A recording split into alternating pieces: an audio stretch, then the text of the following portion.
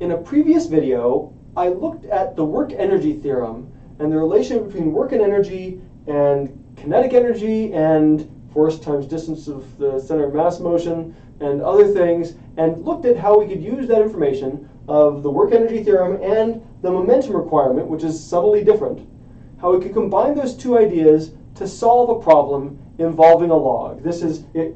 I'm not going to review the entire thing. If you haven't seen that previous video, you should probably look at it. But the concept was that we kicked a log at point P. Point P, by the way, I'm going to say is a distance. Let's call this distance RP down from the center of the log. And we kicked it, had a constant force, and while we were kicking it, the center of mass of the log moved by 3 centimeters, but the point we were touching moved by 7, causing the log to spin off across a frozen lake into the distance. And we did this calculation assuming that the log was a perfectly rigid object, and we used this data and we set it up. And the question is, are these two pieces of data really independent? The distance the center moved, the distance that the point of contact moved. How do you determine those? That there are these subtleties that bug me about it. How do you figure out these two things? Really, normally I wouldn't notice these. I would notice where I kicked the log and maybe how far that point moved or something. How are these related? And related to that, also, it'll tie in eventually. What if the log isn't rigid? What if it bends a little, or if it's rotten and I crush it a little as I kick it? How does that factor into this whole story? These are actually all related questions. And what I want to do to understand the rest of this, we have to actually think about not just energy, but momentum and angular momentum to really get at all these pieces of the story. So let me tell you a little story about momentum. We know that impulse and momentum are related concepts. Impulse is the force times time, for integral of f dt really, but if it's a constant force, force times time, and that's what changes momentum from initial to final. And there's a similar concept, torque times time, that changes angular momentum from its initial to final state. That doesn't have an official name really. The author of the textbook I've used recently, Tom Moore, calls it twirl, but that's his own quirky thing. Whatever it is, it's these relationships, and I want to show you how we can use those relationships to tease out some of these things. Even if we don't know how long we were actually kicking the log, we can tease out some of these things. So let me show you what we can do.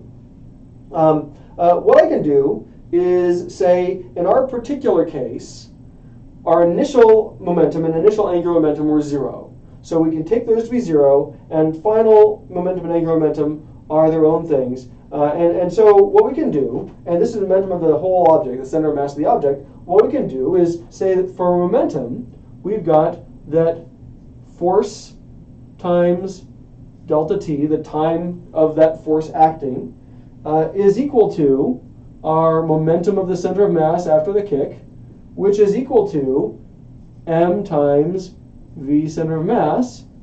We've got that story.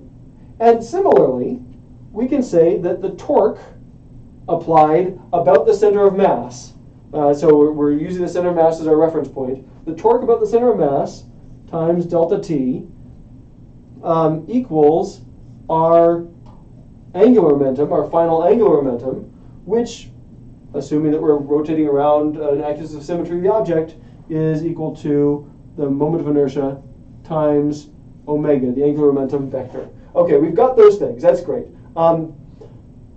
What I want to do is, we know that for a log spinning along the ice, that's flat on the ice, spinning on a plane parallel to the frozen lake, we know that angular momentum component is going to be, the axis of rotation is going to be perpendicular to the surface of the lake. So I'm just going to choose one component of this. Maybe it's the plus z component or something, where this is the rotation around that center of mass. I've written, for reference, a plus theta direction that I've chosen here. And so the torque in that, around that axis in that positive direction, we'll just talk about the magnitude of that torque. And so I'm going to treat this as a scalar, or as a vector component equation, not a scalar precisely, but a vector component equation. I'm going to drop the vector signs in my next steps, just to make things a little simpler. Now, torque times delta t. What is torque? Torque is r cross f, and here the force and the r are perpendicular to one another, sort of the way I've set it up. And so r cross f is just the magnitude of r times the magnitude of f. So this term is equal to RP, that distance from the center of mass down to here, we're assuming it's a thin rod, RP times the force magnitude times delta T. And the fun part is I know the force magnitude times delta T. It's up here. That's equal to m VCM times delta T. That's what I have. I forgot the R. I can't forget my R. Oh wait, sorry. Yes, I copied the wrong thing over. That's what it was. This equals RP times force times delta T is mVCM. That's what I wanted. M magnitude of VCM. There we go. So I've got that relationship. The nice thing here is that I omega, I also know what that is, 1/3 mr squared, right? This equals 1/3 m, the r is the sort of radius of this log, the half length of the log, times magnitude of omega. I've got that going on. So this is a relationship directly between the center of mass velocity and omega. Conservation of momentum and conservation of angular momentum together give us that relationship based on the position where we kicked. And so the nice thing about this is, let's see, the mass cancels out. If we want to know where we kicked, for example, I can solve for this RP. I can say that, let me change colors just to emphasize this is we're solving for something. We're doing a new step. I can solve and say that RP equals, just divide by VCM, right? R squared magnitude of omega over the magnitude of VCM. And for us, that's these two things. Our R squared for us is 1 meter squared. Yeah, I'll do that. 1 meter squared times our omega is this 1.7 radians per second. We're going to divide by VCM, which was 0.85 meters per second. And you work out the units on this. The per seconds cancel out. Radians is a fake unit. We can just call it 1. And this gives us 1.7 over 0.85 is 2. That is, I forgot a 1/3. 3 times. There we go. This comes out to be 2/3 of a meter. Yeah, that's our RP when I include the 3 I needed there. 2/3 of a meter. So this, the conclusion we come up with is that for the velocity and angular velocity magnitudes that we solved for earlier, for that situation, we found that RP must have been 2/3 of a meter to make that happen.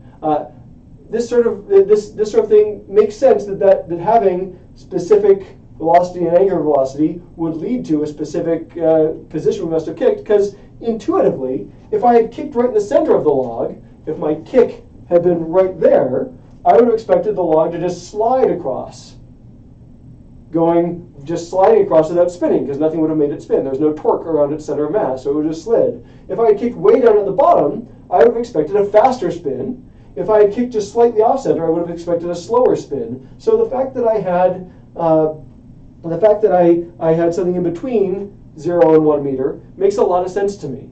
That works for this system. Now, the question that might occur to you, though, is, well, but wait, delta RCM and delta RP were both specified here. How does that go in? Because this is actually pretty specific to being at that position.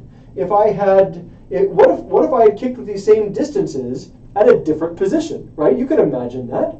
What would that mean? If I had kicked with these same distances of the center of mass motion and the point of contact position, if I had kicked with that same thing at half a meter instead of 2/3 of a meter from the center, up a little bit, what would that look like? Well, I can look back at my work energy theorem and figure out what would shape up there.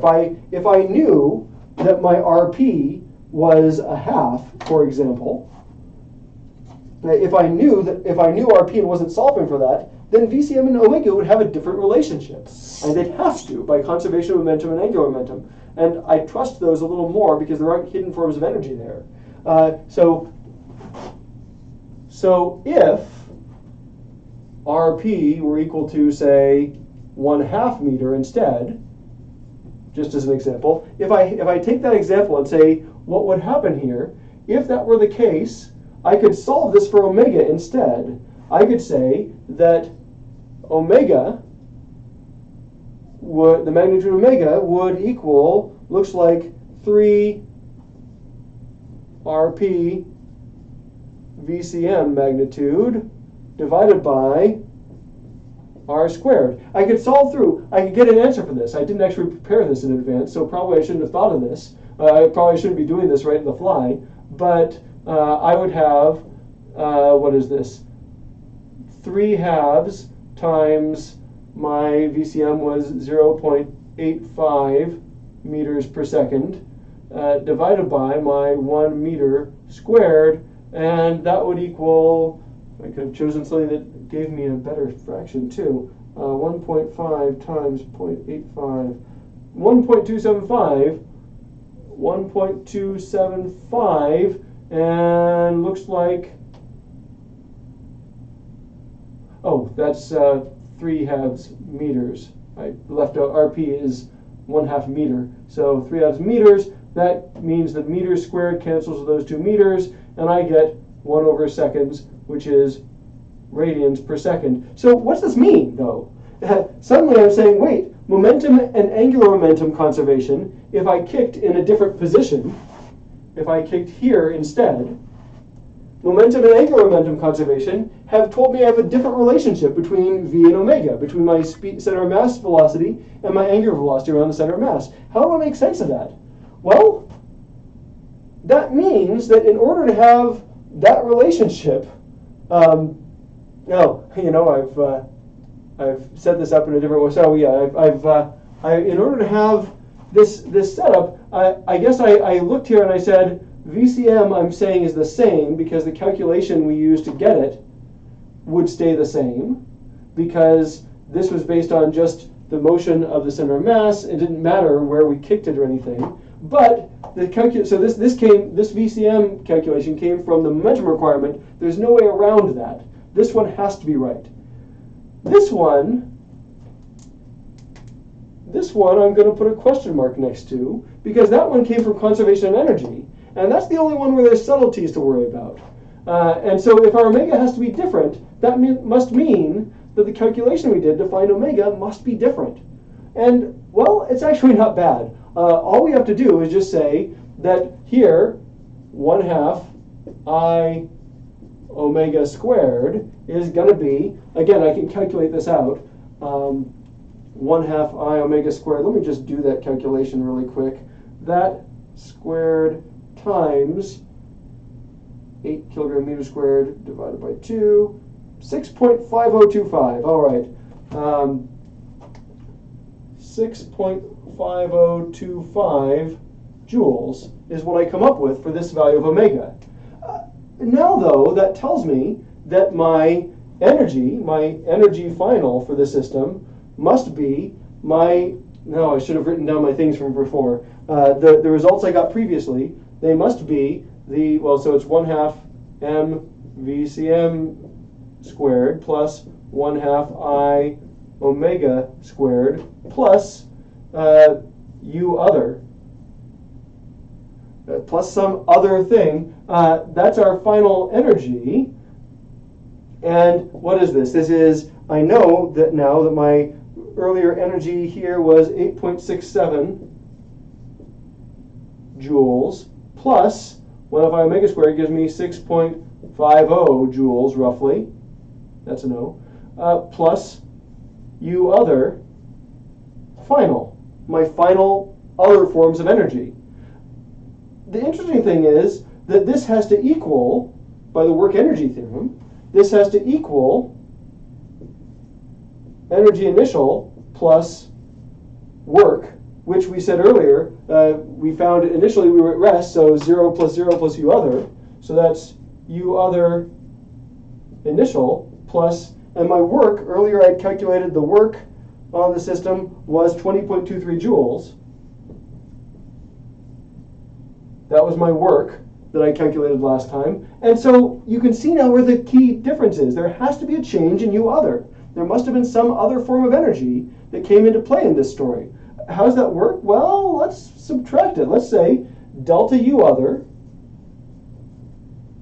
which is U other final minus U other initial, has to equal 20.23 minus 8.67 minus 6.50. What do I get? 20.23. 20.23 minus 8.67 minus 6.5 equals 5.06 is what I come up with. 5.06 joules, positive 5.06. That tells me that somehow, by kicking closer here with the same distances, somehow, if I kick closer, with these distances, I must have done something else. I must have added some other form of energy to the system. What might that be?